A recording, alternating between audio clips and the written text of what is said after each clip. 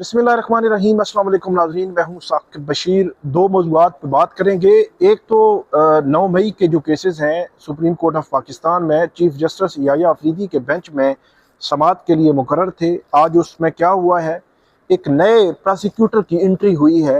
वो प्रोसिक्यूटर कौन है और इमरान खान साहब के केसेस में जो उनकी प्रेजेंस है इससे कबल भी केसेस में रही है, तो अब दोबारा से उनको लाया गया है, उसके हवाले से बात करेंगे। और जो पंजाब हुकूमत है 9 मई के इन केसेस के हवाले से क्यों इतना डिले कर रही है, जब अपील उनकी जानिब से दायर की गई है तो डिले क्यों है। तो सारा सिनेरियो आपके सामने रखते हैं कि आज सुप्रीम कोर्ट ऑफ पाकिस्तान में हुआ क्या है। मिलिट्री कोर्ट्स का केस है, उसके हवाले से भी आपको बताएंगे। और एक चीज़ कि इमरान खान के केस है कल 11 मार्च को, ये 17 फरवरी के बाद 11 मार्च को पहली कोर्ट की हेयरिंग होगी अडियाला जेल में। तो इस लिहाज से आप अंदाज़ा लगा सकते हैं कि तकरीबन 24-25 दिनों के बाद पहली कोर्ट की हेयरिंग होगी। इससे कबल इतना डिले कभी भी नहीं आया था। एक केस नहीं तो दूसरा, दूसरा नहीं तो पहला नहीं तो तीसरा केस, उसमें समातें होती ही रहती थी। तो अब 24-25 दिनों के बाद समातें होंगी। कल की समात होगी या नहीं होगी। और एक चीज़ जो इमरान खान साहब के हवाले से लोग पूछते हैं हमसे, हर जगह पे पूछते हैं कि इमरान खान कब रिहा हो सकते हैं, तो उस पर भी आज थोड़ी सी बात करेंगे। आप हमारे साथ रहिएगा। हमारा यूट्यूब चैनल सब्सक्राइब कर लें, बेल आइकन का बटन प्रेस कर लें, ताकि जब भी हम कोई वीडियो अपलोड करें तो फ़ौरन उसका लिंक आपको मिल जाया करे। शुरू करते हैं। 9 मई के केसेस सुप्रीम कोर्ट में पहुँच चुके हैं। ये वो केसेस हैं जिनमें मुख्तलिफ PTI के जो वर्कर्स थे उनकी जो जमानतें हुई थी लाहौर की इंसदादी दहशतगर्दी अदालत से या लाहौर हाई कोर्ट से, उनको पंजाब हुकूमत ने सुप्रीम कोर्ट ऑफ पाकिस्तान में चैलेंज कर रखा है। उसमें खतीजा शाह है, इसके आलिया हमजा हैं, इसके अलावा सनम जावेद हैं, दीगर जो PTI की ख़वातीन हैं या मर्द जो वर्कर्स हैं या लीडरशिप है, उनकी जो जमानतें हैं उन जमानतों को सुप्रीम कोर्ट ऑफ पाकिस्तान में पंजाब हुकूमत ने चैलेंज कर रखा है। इसके अलावा रावलपिंडी में एक जज थे, उन्होंने इमरान खान को इसमें ज़मानत भी कंफर्म की थी, इमरान खान की 9 मई के रावलपिंडी के केसेस में। और उसके बाद हमने देखा कि उनके हवाले से एक रेफरेंस पंजाब हुकूमत की जानिब से आया। फिर वो मामला चला गया लाहौर हाई कोर्ट में। लाहौर हाई कोर्ट ने रेफरेंस तो खारिज किया ही किया, कि रेफरेंस ये था कि जज साहब के खिलाफ कार्रवाई या उनको तब्दील किया जाए। तो उसमें लाहौर हाई कोर्ट ने जुर्माना भी आयद कर दिया जो प्रोसिक्यूटर्स थे उस वक्त। तो उस जुर्माने के खिलाफ भी सुप्रीम कोर्ट में हुकूमत पहुंची हुई है।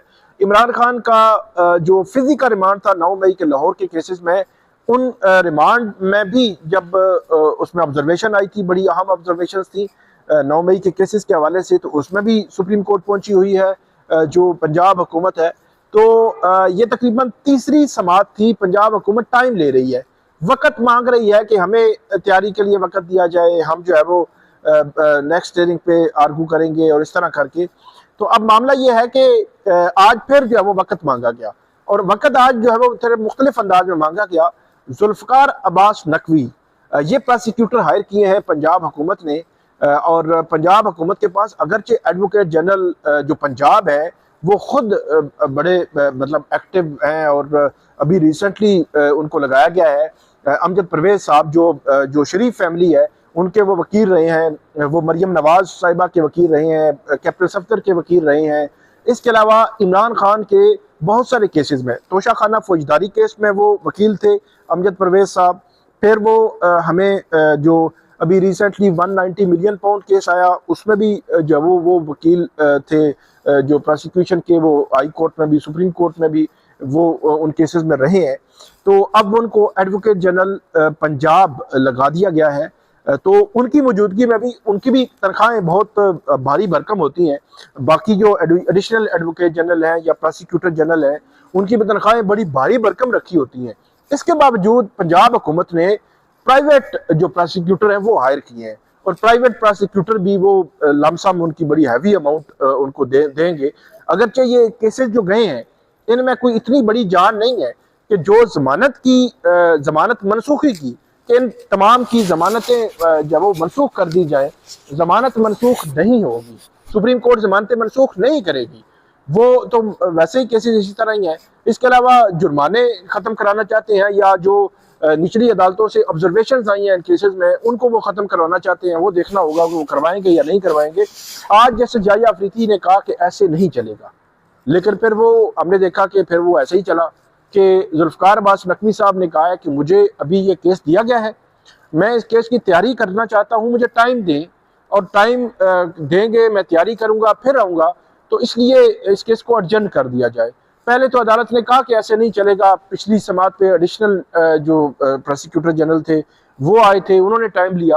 तो लेकिन बाद में जैसे जाहिया अफरीदी के बेंच ने ईद के बाद तक ये सारी अपीलें जो है वो ये कर दी हैं, अर्जेंट कर दी हैं। कल भी अपीलें लगी हुई थी और परसों भी लगी हुई थी, आज भी लगी हुई थी। तो ये 3 दिनों में ये अपीलें लगी हुई थी, तो इन तमाम अपीलों को अर्जेंट कर दिया गया है। ये केस एक लिहाज से बहुत अहम है कि 9 मई के केसेस में सुप्रीम कोर्ट ऑफ पाकिस्तान में अभी तक कोई केस पहुंचा नहीं। अच्छा, एक चीज़ में रह गई, शेख रशीद अहमद, उनकी बरीयत की दरख्वास्त पहले ATC अदालत ने खारिज की, फिर Lahore high court Rawalpindi bench ने खारिज की, अब वो सुप्रीम कोर्ट ऑफ पाकिस्तान में आ चुके हैं। और सुप्रीम कोर्ट ऑफ पाकिस्तान में बरीयत की दरख्वास्त शेख रशीद ने दायर की है कि उनका इस केस में रोल नहीं बनता, उनको बरी कर दिया जाए। तो ये भी सुप्रीम कोर्ट देख रही है और सुप्रीम कोर्ट ने इस पर कोई फैसला करना है। तो 9 मई के जितने भी केसेस हैं, आज कल और परसों जो लगे हुए थे सुप्रीम कोर्ट में जस्टिस याहिया अफरीदी के बेंच में, तो उन केसेस को जो है वो अब ईद के बाद तक मुलतवी कर दिया गया है। अब तमाम केसेस ईद के बाद तक सुने जाएंगे। और जुल्फ़िकार अब्बास नकवी जो इस केस में आए हैं पंजाब हुकूमत की जानिब से 9 मई के इन केसेस में, ये इससे कबल साइफर के केस में भी जो FIA के प्रोसिक्यूटर थे, मतलब हुकूमत की जानिब से एक तैनात प्रोसिक्यूटर थे FIA के केस में, वो हमने देखा कि ट्रायल कोर्ट, फिर हाई कोर्ट, फिर सुप्रीम कोर्ट। अब जो तोशा खाना 2 केस चल रहा है, अभी भी ट्रायल चल रहा है अडियाला जेल में, उसमें भी वो प्रोसिक्यूटर है। तो अब तीसरा ये केस आया है कि जिसमें जुल्फ़िकार अब्बास नकवी प्रोसिक्यूटर है। तो अमजद परवेज और जुल्फ़िकार अब्बास नकवी 2 अहम शख्सियात हैं जो हमें इमरान खान PTI के केसेस में बड़ी एक्टिवली नजर आई और प्रोसिक्यूटर के तौर पर हमें जो है वो नजर आई हैं 2 अहम शख्सियात। तो ये मामला जो है वो सुप्रीम कोर्ट में अब जो है वो ये चला गया है ईद के बाद तक। और लाहौर हाई कोर्ट का मैंने कल आपको बताया था कि इमरान खान की जमानतें अभी पेंडिंग है, वहां पे अभी केसेस नहीं लग रहा। वो क्यों नहीं लग रहा? हालांकि जमानतें अर्जेंसी में लगनी चाहिए। लाहौर की 9 मई के केसेस में इमरान खान की जमानतें वो भी नहीं लगी। तो अब आगे बढ़ते हैं। कल का दिन बड़ा अहम है। तकरीबन 24-25 दिनों के बाद, 17 फरवरी के बाद कल पहला दिन होगा 11 मार्च का, कि जब इमरान खान और बुशरा बीबी या इनके जो केसेस हैं, इन केसेस की समाअत अडियाला जेल में होगी। ये जो है वो जिस दिन ये 16-17 फरवरी हुआ था, फिर 26-27 फरवरी नई समातें हुई, अर्जन हो गया, वैसे ही 11-12 मार्च चला गया। तो मैंने आपको बताया था कि इमरान खान से जो तवील मुलाकातें होती हैं, तवील जो है वो उनकी मुशावरत होती है, वो जो पार्टी है उसको इंस्ट्रक्शन देते हैं, बताते हैं, सारा कुछ करते हैं। तो उसमें एक लंबा वक्फा जो है वो डालने की कोशिश हुई है। तो अब 11 मार्च को कल तोशा खाना 2 केस की समाअत होनी है। लेकिन अब जब हम बात कर रहे हैं तकरीबन 1 बजे हैं दिन के 10 मार्च को, तो शाम को आज 10 मार्च शाम तक या रात गए तक या कल सुबह तक ये पता चल जाएगा कि कल समाअत होनी है या नहीं होनी। क्योंकि कल 11 मार्च को समाअत होनी है और फिर 12 मार्च को जो GHQ गेट हमला केस है उसमें भी समाअत होनी है। तो ये देखना है कि कल की समाअत होगी या नहीं होगी। अगर कल की समाअत नहीं होगी तो परसों की समाअत होगी या नहीं होगी।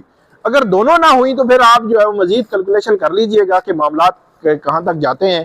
तो बहरहाल कल की जो समाअत है वो इस लिहाज से अहम है कि वहाँ पे एक लंबी नशिस्त होगी, खबर निकलेगी, इमरान खान का बयान बाहर आएगा, मुस्तकबिल की प्लानिंग होगी, मौलाना के साथ कैसे जाना है, मौलाना फजल रहमान उनकी जानिब से कुछ खदशात, तहफ़्फ़ुज़ात, कुछ शराइत, कुछ चीज़ें रखी गई हैं इमरान खान साहब के हवाले से, अली अमीन गंडापुर के हवाले से, कि अली अमीन गंडापुर जो बयानबाजी करते हैं तो उन पर यह इल्ज़ाम कामरान मुर्तज़ा साहब ने लगाया था।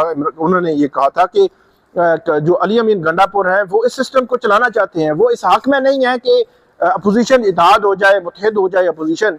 तो वो मामला भी इमरान खान साहब के सामने रखना है। तो मतलब ये है कि कल अगर समाअत होती है तो PTI का जो मुस्तकबिल क्या होगा एहतजाजी तहरीक के हवाले से, मुस्तकबिल के हवाले से जो उन्होंने कब कब क्या इनिशिएटिव लेने हैं और जो उनकी लीडरशिप है उसके हवाले से, तो वो कल के बाद हमें पता चलेगा।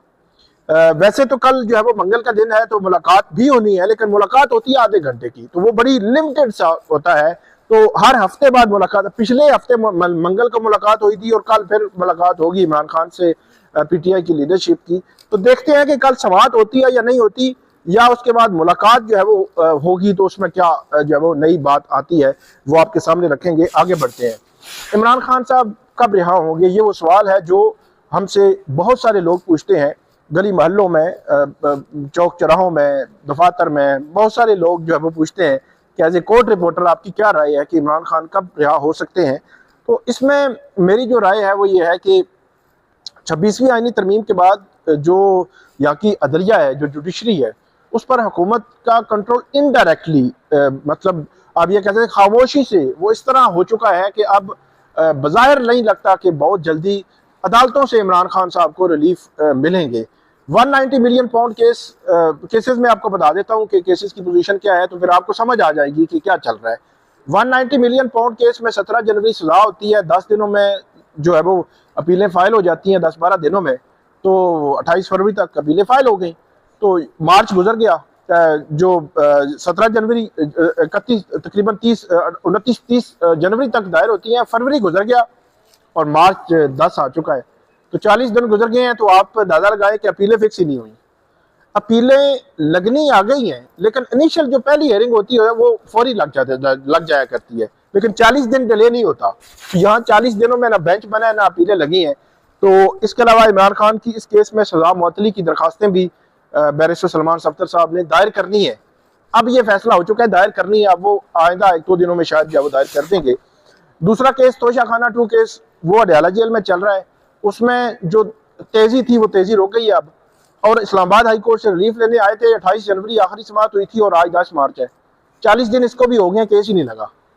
तो तीसरा केस 9 मई लाहौर के केसेस, वो बताया गया है कि जनवरी 13 को समाअत हुई थी लाहौर हाई कोर्ट में, और उस पर ऑब्जेक्शन थे इमरान खान की अपीलों पर, वो ख़त्म कर दिए गए थे, और वो केस पर नंबर लगाकर फिक्स करने का कहा गया था, लेकिन जनवरी 13 के बाद आज तक फिक्स नहीं हुआ। 2 माह गुजर गए, 45 दिन गुजर गए। तो ये 3 बड़े जो केसेस हैं। इसके अलावा यहाँ पे अभी 4 अक्टूबर एहतजाज और 26 नवंबर एहतजाज, इस पर जितने भी मुकदमे हुए सब में इमरान खान साहब है। जो ये रेंजर्स हलाकत का केस है, उसमें भी इमरान खान साहब, मतलब कत्ल के केस में, थाना रमना के केस में इमरान खान साहब को रखा गया है। तो ये दर्जनों ये भी केसेस हैं। तो ये तकरीबन 4 नोयत के केसेस हैं, जिनमें एक ट्रायल चल रहा है, एक अपील में है, एक जमानत स्टेज पे है, और चौथा भी जमानत स्टेज पे। तो 4 किस्म के केसेस हैं जहां पे इमरान खान साहब को ये अबूर करना है, ये दरिया, इन केसेस में जमानतें लेनी है। तो बज़ाहिर ये केसेस लग नहीं रहे, जमानतें तो चले बाद में मिलने का मामला है ना। तो बज़ाहिर हुकूमत ने जो कंट्रोल रखा है, इनडायरेक्टली कंट्रोल, ये हमें नजर आता है 26वीं तरमीम के बाद। तो वो फिजिकली भी हमें नजर आता है कि सिचुएशन किस तरफ जा रही है। तो बहरहाल देखते हैं कि सिनेरियो बदलते, हालात बदलते, वाकयात बदलते को वक्त नहीं लगता। मिलिट्री कोर्स वाला जो मामला है उसमें आप देखें कि हामिद खान साहब दलाइल दे रहे हैं, और इससे कबल जो ख्वाजा हारिस है, शुरू में उन्होंने बहुत टाइम लिया मिलिट्री कोर्स के केसेस में दलाइल देते हुए। मिलिट्री कोर्ट की जो अपील है वो डिफेंस मिनिस्ट्री के वकील हैं। उसके बाद फिर जो दरख्वास्त गुजारों के वकला थे वो भी एक लंबी तादाद थी, उन्होंने भी दलाइल दिए, और अभी हामिद खान साहब दलाइल दे रहे हैं। अब मामला इसमें ये आया, ट्विस्ट ये आया है कि अब इसमें तकरीबन जो ख्वाजा हारिस है वो ये कहते हैं कि उनको हफ्ता 10 दिन उनको भी लग सकते हैं दलाइल जो है वो उनको, वो कहते हैं कि रिबटल देना है, जवाब देना है, क्योंकि इमरान खान और पीटीआई और दीगर जो सिविल सोसाइटी के वकला थे उन्होंने जो सवालात उठाए हैं, जो ग्राउंड दी हैं, वो डिफरेंट हैं, मुख्तलिफ हैं।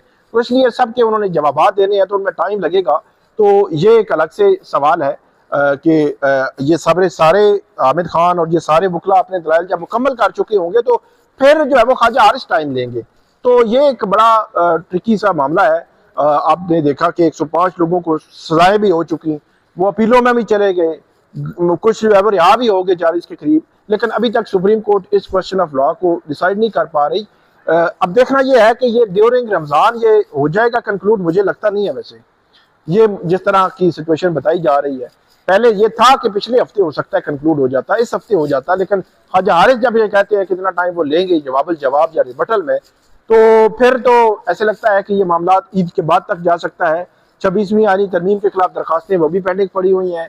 जो इस्लामाबाद हाई कोर्ट के जो जजेस हैं, ट्रांसफर जजेस के हवाले से उन्होंने दरखास्तें दायर की थी, वो भी पेंडिंग पड़ी हुई हैं। तो ये वो केसेस हैं जिनके इम्पैक्ट है, जिनका असर होना है, तो ये सारे पेंडिंग पड़ा हुआ है। तो ये कम से कम देखा जाना चाहिए और इसमें तय होना चाहिए जल्द अज जल्द। देखते हैं कि ये चीज़ें कहाँ तक जाकर रुकती हैं, ये केसेस कब डिसाइड होते हैं, कब फैसला आता है, मिलिट्री कोर्ट्स का केस कब फैसला महफूज होता है। आपको अपडेट करते रहेंगे, हमें फीडबैक दीजिएगा। अल्लाह हाफिज़।